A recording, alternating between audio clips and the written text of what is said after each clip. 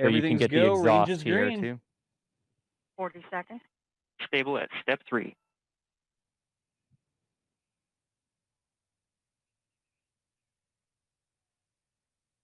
Here we go. RD-180 ignition, 28 booster seconds. ignition, and liftoff of the Atlas V with Perseverance on its way to Mars. Go Atlas. Go Centaur. Go Mars 2020.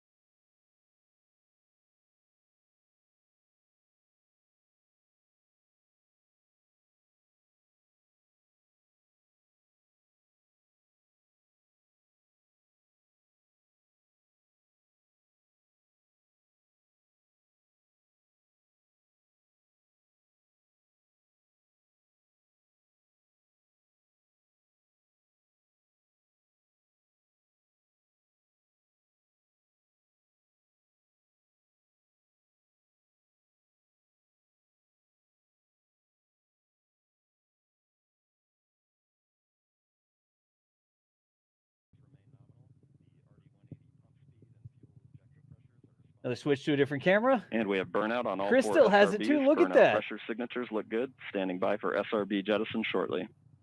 So they carry the SRBs for just a second here.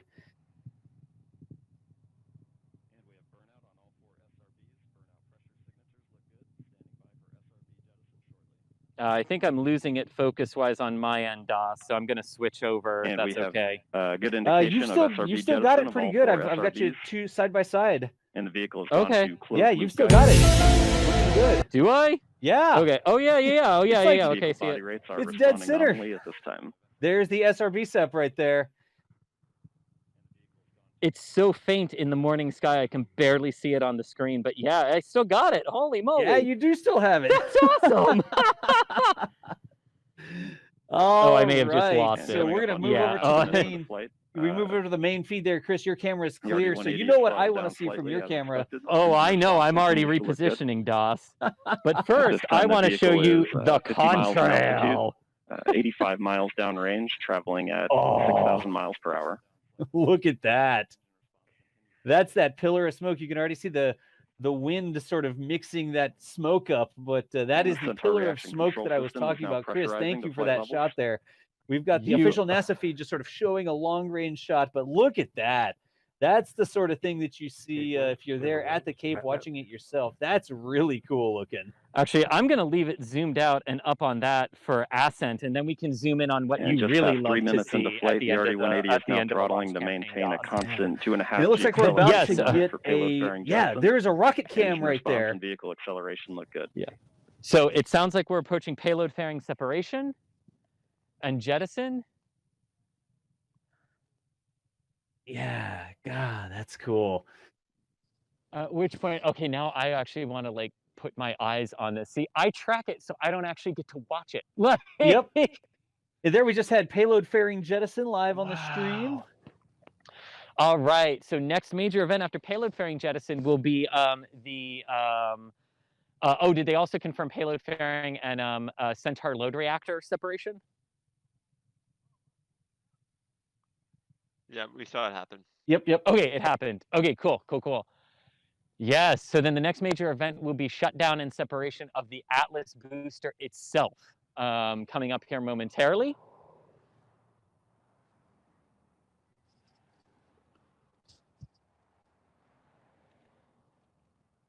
They're standing by for Bico, Chris. They just did the call. I'm going to go ahead and All right, mute the launch audio there, and we'll just repeat what we hear on the launch audio. Every now and then, I know that we How about that? talk Yeah, over them, because but it's that's so delayed. Yeah. yeah, that's the audio feed I'm getting from ULA is so delayed. We never know what's going to happen. But right there, we just got Bico, and we saw the SEP. This is now going to be the Centaur Perfect. engine right here, that RL-10C1, isn't it, Chris? RL-10C1? Yes, RL-10C1 for this Yeah. mission. Yes. Look at that. Everything's still looking good according to United Launch Alliance. That stage receding into the distance. Wow, that's crazy. Isn't it? Isn't it?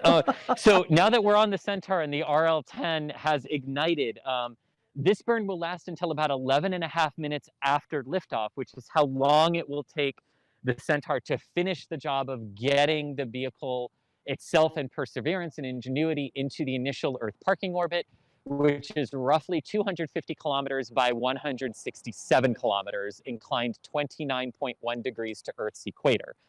That is what they're aiming for here at the end of that burn, and then that will be followed by, for about 30 minutes, by a coast period, and then 45 minutes after liftoff, we'll have the reignition of the Centaur upper stage for the Trans-Mars injection burn.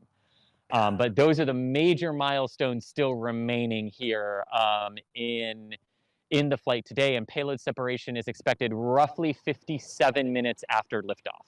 Yep, and we've got another update from ULA here. The latest news: the 502nd RL-10 engine is performing well with good operating parameters. First burn by Centaur will last 7 minutes. They're saying.